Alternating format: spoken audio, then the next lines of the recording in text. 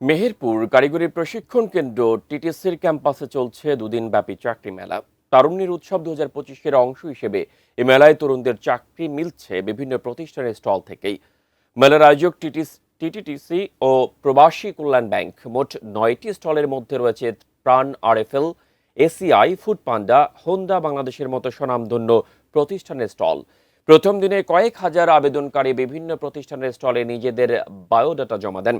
এর মধ্যে 70 জনের চাকরি নিশ্চিত হয়েছে। তবে আয়োজকরা বলছেন, দ্বিতীয় দিনে কয়েক হাজার তরুণদের চাকরি হতে পারে এখান থেকেই। বেকার যুবকদের জন্য একটা ভালো একটা কর্মসংস্থান সৃষ্টি হয়েছে। আমি গার্মেন্টস ট্রেডে প্রশিক্ষণ নিয়েছি। চাকরি মেলার মাধ্যমে আমি প্রত্যাশী যে আমি চাকরি পাবো। প্রতিষ্ঠানের যে চাহিদা ওদের প্রায় 6,500 খালি পোস্ট নিয়ে ওনারা আমাদের এখানে আজকে হাজির হয়েছে, দুদিন উপস্থিত থাকবে। তারা সরাসরি ইন্টারভিউয়ের মাধ্যমে তাদের দক্ষতা যাচাই করে কিছু সংখ্যক